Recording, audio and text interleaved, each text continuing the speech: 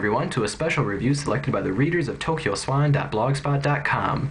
Since you decided it, here's the review of Takashi Miike's 2000 made-for-TV miniseries, MPD Psycho. Based on the twistedly complex and shocking manga by Eiji Otsuka, I was really excited to see how Miike, who is a master of shock value in his own right with films like Ichi the Killer, Gozu, and Audition, to just name a few, would handle the material.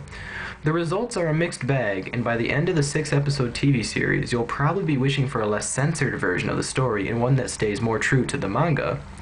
The story follows Yosuke Kobayashi, a detective assigned on a homicide unit, who saw his wife killed by a serial killer, Shinji Nishizono.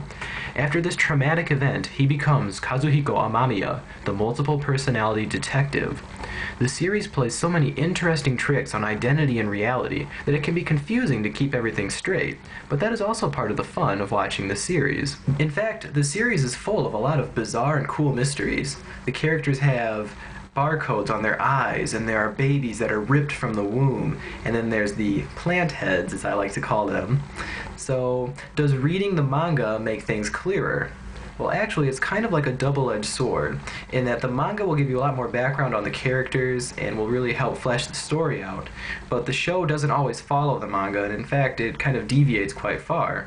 So, the manga, which is currently being released in English by Dark Horse Comics, does help some, but it doesn't always match up perfectly with the show.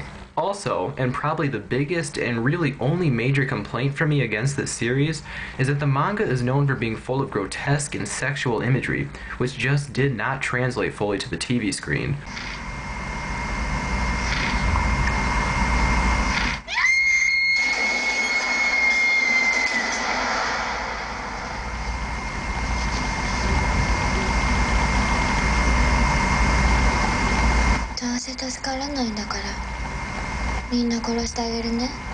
All of the most explicit parts of the show are blurred over with static, and according to the distributors of the Region 1 release, the original uncensored version no longer exists. However, Miike claims in the interviews that this was always his intention, so it was a stylistic move on the director's part. So fans of the graphic nature of the original manga will probably feel somewhat cheated by the TV censorship, especially with the fact that Miike was directing, and it's expected that he would take things far past the appropriate limit. But if this was indeed his vision, then maybe that will take the sting off the claims of TV censorship. The entire series has been collected into one DVD box set from Ronin Entertainment, and there are 6 episodes total, with 2 episodes on 3 discs each. And then the 4th and final disc is just full of extras, and there's like a making of, there's a long, like over 40 minutes long interview with the cast and crew, there's special effects and makeup featurettes, there's a bunch of promos that were on TV for it.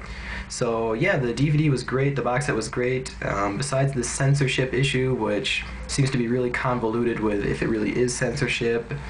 I'm not quite sure. But other than that, it's a great value. You can find it easily under, I think, $25–30 in most places, so definitely recommend that you search out the Region 1 box set. The 6 episodes, which are all about an hour long each, offer enough mystery and thinly veiled, shocking imagery that the experience is an enjoyable one. It would have been nice to get an adaptation that wasn't forced to abide by TV's standard of ethics, but fans of the show who want more can seek out the manga. This was a fun show when I first saw it 2 years ago, and it's nice to enjoy one episode at a time and just kick back and let the bizarre imagery commence. Having read the manga after originally seeing the show, my opinion of the series has dropped slightly, as I see there is some clearly wasted potential with how far Miike could have took things, but it still holds up as a fun and thought-provoking miniseries. So for that, I recommend it. That's it for this review, and we'll see you next time.